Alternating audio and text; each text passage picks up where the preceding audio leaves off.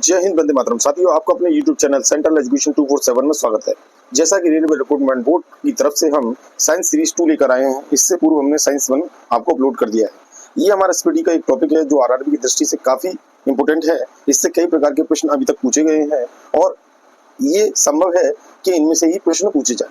तो इस सीरीज को बड़े ध्यान से समझेंगे और करेंगे। तो चलिए अपनी सीरीज पर चलते हैं। और उससे पहले आप हमारे चैनल को यदि आपने सब्सक्राइब नहीं किया है तो कृपया आप उसे सब्सक्राइब कर लें, हमारी वीडियो को लाइक करें, शेयर करें, बेल आइकन दबाना बिल्कुल भी ना भूलें। चलिए चलते हैं अपने नेक्स्ट टॉपिक सीरीज 2 पर। देखिए, जैसा कि आपको स्क्रीन पर प्रदर्शित है, ये हम टेस्ट सीरीज लेकर आए हैं। इसमें काफी इंपोर्टेंट आपके पॉइंट है। तो देखिए, स्पीडी सेशन है, इसमें जो अब तक के प्रश्न आए हैं रेलवे के, ये वही प्रश्न है जिनके आने की संभावना है। तो देखिए, सबसे पहला प्रश्न हम देखेंगे और चलते हैं करेंगे। तो देखिए, सबसे पहला प्रश्न है आपका, प्रतिध्वनि का कारण क्या है।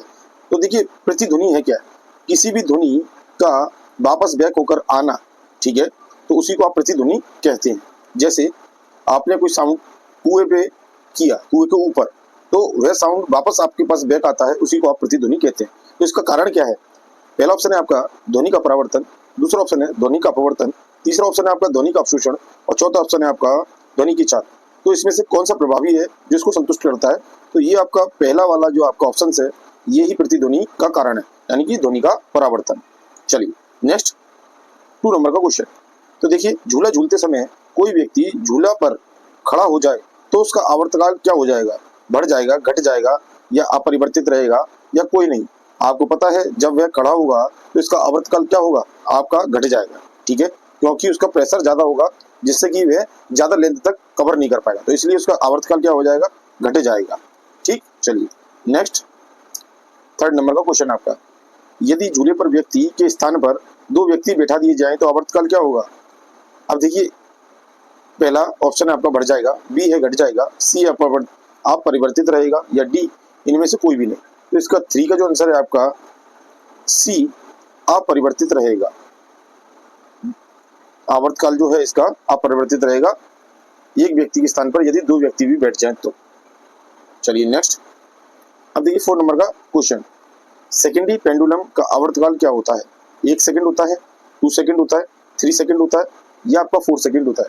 तो इसका राइट आंसर जो है आपका 2 सेकंड जो होता है, सेकेंडरी पेंडुलम का आवर्तकाल होता है। चलिए नेक्स्ट 5 नंबर का क्वेश्चन, कोशिका नली में जल का ऊपरी सतह होता है, जो केशिका नली, ठीक है, उसका ऊपरी जो सतह है वह कैसा होता है? अवतल होता है, उत्तल होता है, सी ऑप्शन समतल होता है या डी आपका कोई नहीं? तो इसका जो राइट आंसर है 5 का बी ऑप्शन इसका राइट आंसर। जो केशिका नली होती है उसमें जल का ऊपरी सतह जो बनेगा आपका वह उत्तल होता है। ठीक है, चलिए नेक्स्ट, द्रव का घनत्व 6 नंबर का क्वेश्चन, द्रव का घनत्व अधिक होने पर पृष्ठ तनाव पर क्या प्रभाव पड़ता है? बढ़ जाता है, घट जाता है, अपरिवर्तित रहता है या इनमें से कोई नहीं? तो 6 का ए ऑप्शन आपका राइट आंसर है। क्या होगा? पृष्ठ तनाव आपका बढ़ जाएगा। द्रव का घनत्व यदि अधिक होगा तो इसका पृष्ठ तनाव भी क्या हो जाएगा? बढ़ जाएगा। चलिए नेक्स्ट 7 नंबर का क्वेश्चन, पारे को जब एक बर्तन में रखा जाता है तो मेनिस्कस होता है, कैसा बनता है? अवतल, उत्तल, समतल या इनमें से कोई नहीं? तो देखिए, मेनिस्कस जो होता है वह आपका 7 का इसका बी यानी कि उत्तल होता है। ठीक, चलिए नेक्स्ट 8 नंबर का क्वेश्चन, ऊंचाई बढ़ने से वायुमंडलीय दाब पर क्या होता है? ए ऑप्शन स्थिर रहता है, बी घटता है, सी बढ़ता है या डी इनमें से कोई नहीं?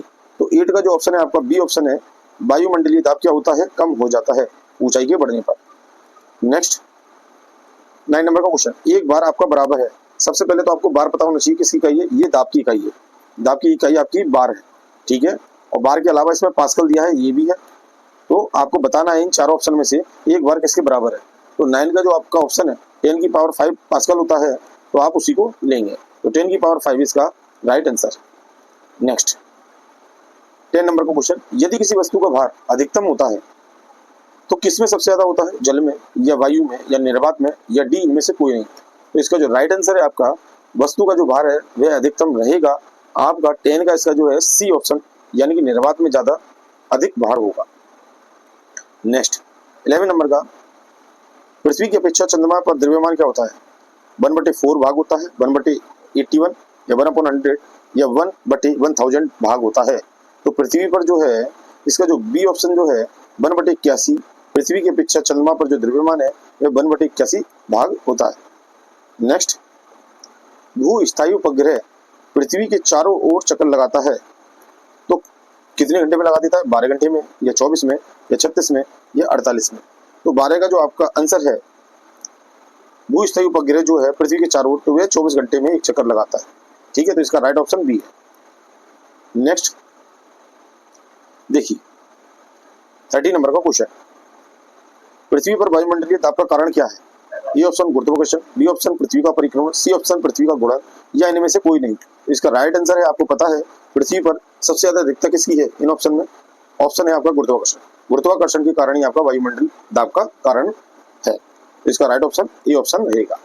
चलिए नेक्स्ट 40 नंबर का क्वेश्चन, पृथ्वी का जो पलायन वेग है वह क्या है आपका, 15.15 किलोमीटर प्रति सेकंड या 11.2 किलोमीटर प्रति सेकंड। सी उत्तर आपका, सी ऑप्शन आपका 21.1 किलोमीटर सेकंड है या 7 किलोमीटर प्रति सेकंड। तो इसका राइट ऑप्शन है, आपको पता है पृथ्वी का जो पलायन वेग है 11.2 किलोमीटर प्रति सेकंड है। यदि इस वेग पर, इस पलायन वेग पर यदि किसी वस्तु को फेंका जाएगा तो वह पृथ्वी की कक्षा से बाहर निकल जाएगा। रॉकेट जो है इसी रफ्तार पर भेजा जाता है, इसी पलायन वेग पर। ठीक। 15 नंबर का क्वेश्चन, जब कोई वस्तु ऊपर से गिराई जाती है तो उसका भार होता है ए परिवर्तनशील, ए अपरिवर्तनशील या सी शून्य, इनमें से कोई भी नहीं। जब आप किसी भी वस्तु को ऊपर से गिराओगे तो उसका भार कैसा हो जाएगा आपका, तो इस 15 का ये परिवर्तनशील होगा। ठीक। चलिए 16 नंबर का क्वेश्चन, ग्रहों की गति के नियम को किसने प्रतिपादित किया था, A Newton, B Kepler, C Galileo या डी कोपरनिकस। तो इसका जो ग्रहों की गति से संबंध है, तो 16 का जो बी ऑप्शन है, केपलर साहब थे, इन्होंने गति के नियम दिए थे ग्रहों की गति के। ठीक है। चलिए 17 नंबर का क्वेश्चन, एक जेट इंजन किस सिद्धांत पर कार्य करता है, पहला ए वस्तु का संरक्षण, शक्ति का संरक्षण, सी कोणीय आघूर्ण का संरक्षण या रैखिक संवेग का संरक्षण। तो इन चारों में से आपका ऑप्शन जो है 17 का वह है डी ऑप्शन, यानी रैखिक संवेग संरक्षण के नियम का पालन करता है। ठीक। अब देखिए 18 नंबर का क्वेश्चन, एक गेंद को क्षैतिज से कितने कोण पर फेंकने पर अधिकतम क्षैतिज प्रयास यानी कि दूरी तय कर सकेगी। तो ए ऑप्शन है 0 डिग्री, बी है 90 डिग्री, सी 45 या डी 60। तो इसका राइट जो आंसर है आपका सी 45 है। इस पर यदि किसी भी गेंद को भेजा यानी कि फेंका जाएगा तो ये अधिकतम प्रयास की दूरी तय करेगी। ठीक है। चलिए नेक्स्ट 19 नंबर का क्वेश्चन, देखिए वायुमंडल में बादलों के तैरने का कारण क्या है, ए ताप है, बी वेग है, सी दाब है या डी घनत्व है। तो इसका जो राइट आंसर डी ऑप्शन है आपका घनत्व। घनत्व के कारण आपके बादलों में यानी वायुमंडल में बादल तैरते हैं।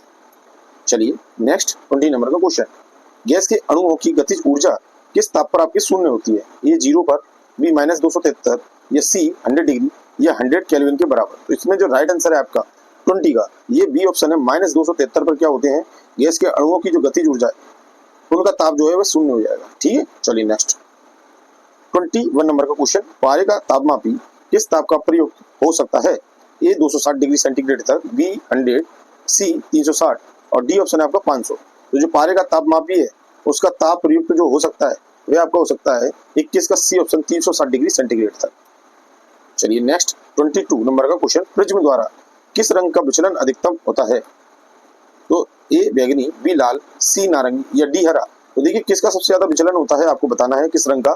तो इसका जो राइट ऑप्शन है ए ऑप्शन आपका राइट होगा, बैगनी कलर का जो विचलन है सबसे अधिक होता है।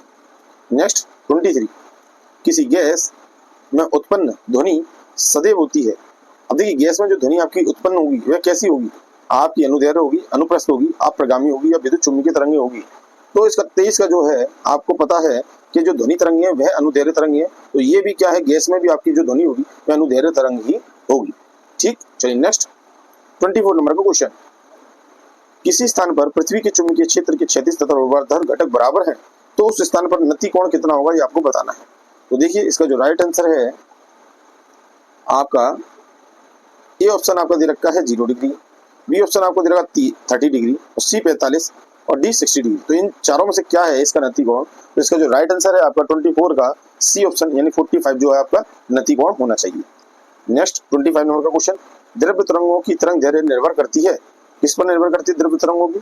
ए संवेग पर, बी चाल पर, सी द्रव्यमान पर या डी आवेश पर। तो इसका जो राइट आंसर है आपका 25 का ये है आपका डी ऑप्शन यानी कि आवेश पर क्या है द्रव्य तरंगों की तरंग दैर्घ्य निर्भर करती है। चलिए नेक्स्ट 26 नंबर का क्वेश्चन, कौन सा कण सबसे अधिक अस्थायी है? पहला प्रोटॉन, बी न्यूट्रॉन, सी इलेक्ट्रॉन या अल्फा कण। तो स्थायी कण आपका कौन सा है ये आपको बताना है इन चारों में से। तो 26 का जो है बी, ये न्यूट्रॉन जो है आपका अधिक अस्थायी कण है। ठीक। 27 नंबर का क्वेश्चन, एंगस्ट्रम क्या मापता है? द्रव की मात्रा, प्रकाश का तरंग दैर्घ्य, केबल की लंबाई या जांच की गति। इसका जो राइट आंसर है आपका 27 का बी ऑप्शन आपका राइट आंसर है, प्रकाश की तरंग दैर्घ्य को एंगस्ट्रम में मापते हैं। चलिए नेक्स्ट, श्यानता गुणांक की ऐसा मात्रक क्या है? श्यानता गुणांक, तो इसका ए ऑप्शन ये है 22 या बी पास्कल, सी वॉट या डी इनमें से कोई नहीं। तो देखिए इसका जो राइट आंसर है आपका 28 का, तो इसका ए ऑप्शन 22 जो है श्यानता गुणांक का ऐसा ही मात्रक है। नेक्स्ट 29 नंबर का, एक फेदम बराबर है आपके 6 मीटर, 6 फीट, 60 फीट या 100 सेंटीमीटर। तो इसका जो राइट आंसर है आपका 29 का ये है आपका बी ऑप्शन यानी कि 66 फीट जो है आपके एक फेदम के इक्वल होता है। ठीक। चलिए नेक्स्ट 30, टाइपराइटर के आविष्कार। ए ऑप्शन आपका साकली, बी पास्कल, सी सोल्स या डी वाटरमैन। तो वाटरमैन तो आपको पता है ये पेन की है। ठीक। पास्कल तो आपको पता है ये क्या है दाब का मात्रक है।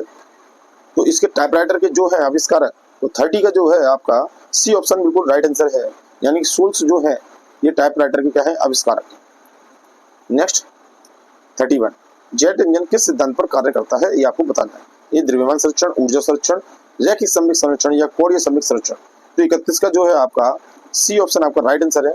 रैखिक सममित संरक्षण पर आपका जेट इंजन भी कार्य करता है और रॉकेट इंजन भी आपका एक जेट इंजन की बराबर ही है। या आपसे पूछा जाए रॉकेट के सिद्धांत पर कार्य करता है, वे भी आपका रैखिक सममित संरक्षण के नियम पर कार्य करता है। नेक्स्ट 32, मानक दाब आपका किसके बराबर है?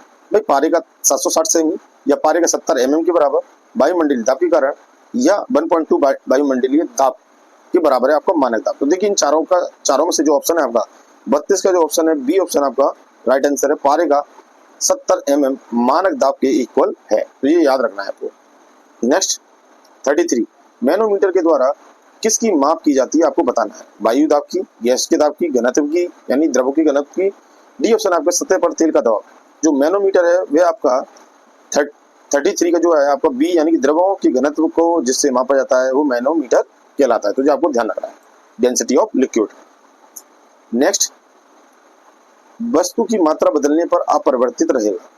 क्या परिवर्तित रहेगा? वस्तु की यदि आपने मात्रा चेंज की तो क्या परिवर्तित रहेगा? आयतन उसका या भार या द्रव्यमान या घनत्व। तो इसका जो राइट आंसर है आपका 34 का डी ऑप्शन इसका राइट आंसर है। घनत्व में कोई भी परिवर्तन नहीं होगा उसकी मात्रा चेंज करने पर। तो इसका जो राइट आंसर है 34 का डी। अब देखिए नेक्स्ट क्वेश्चन 35, केल्विन में मानव शरीर का सामान्य ताप कितना होता है? केल्विन में आपको बताना है।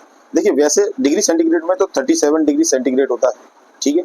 यदि आपसे फ़ारेनहाइट में पूछे तो 98.6 आपका डिग्री फ़ारेनहाइट में है और केल्विन में यदि पूछे तो 37 आपका इसमें है। तो इसमें आप 273 आप जोड़ दीजिए तो आपका आंसर आ जाएगा। तो आपका कितना आएगा? 7 और 3 10, 80 लगी 1, 10 और 11 1, 310 आना चाहिए। 310 इसका केल्विन होना चाहिए क्योंकि डिग्री सेंटीग्रेड में 273 जोड़ देते हैं तो आपका आंसर प्राप्त होगा। तो 310 इसका राइट आंसर है। तो देखिए ये ऑप्शन नहीं है, बी भी नहीं है, सी भी नहीं है, आपका डी इसका राइट आंसर है। 310 इसका सही उत्तर। चलिए नेक्स्ट 36, पारा जमता है 39 degree centigrade, -39 degree centigrade, 40 degree centigrade या डी ऑप्शन 60 डिग्री सेंटीग्रेड। तो देखिए पॉजिटिव तो आपके किसी भी हालत में नहीं होगा पारेगा, माइनस में ही आपका होगा। ठीक है। तो इसका 36 का आपका क्या है? बी ऑप्शन इसका राइट आंसर है। चलिए नेक्स्ट 37, उच्च तापमान क्रम को मापने के लिए किस यंत्र का प्रयुक्त करते हैं? यानी कि जो हाई टेम्परेचर है उसको मापने के लिए किस यंत्र का आप करते हो? ए हाइग्रोमीटर, सी टेकोमीटर, बी पायरोमीटर या डी पिकेनोमीटर। इसका जो राइट आंसर है आपका पायरोमीटर जो है उच्च तापक्रम को मापने वाला यंत्र है। तो आपको ध्यान रखना है हाइग्रोमीटर के द्वारा आप क्या निकालते हो? हाइग्रोमीटर से आप आर्द्रता निकालते हो। ठीक है, वायु में। टेकोमीटर भी आपका क्या है? ये भी आपका एक यूनिट है। ठीक। और पिकेनोमीटर भी आपका एक यूनिट है। तो इसका जो राइट आंसर है आपका, ये क्या है आपका, पायरोमीटर। तो ये सेशन आपको यदि अच्छा लगा है तो आप हमारे सेशन को लाइक जरूर करें और हमारी वीडियो को शेयर करें। चैनल को जरूर सब्सक्राइब कर लें, जिससे आपको नेक्स्ट वीडियो मिले तो आपके पास नोटिफिकेशन पहुंच जाए। तो यहाँ तक बने रहने के लिए आपको बहुत बहुत धन्यवाद। हमारी वीडियो अच्छी लगी हो तो हमें सब्सक्राइब जरूर करें, लाइक करें हमारी वीडियो को। जय हिंद, वंदे मातरम। आपका यहाँ तक बने रहने के लिए मिलते हैं नेक्स्ट वीडियो के साथ।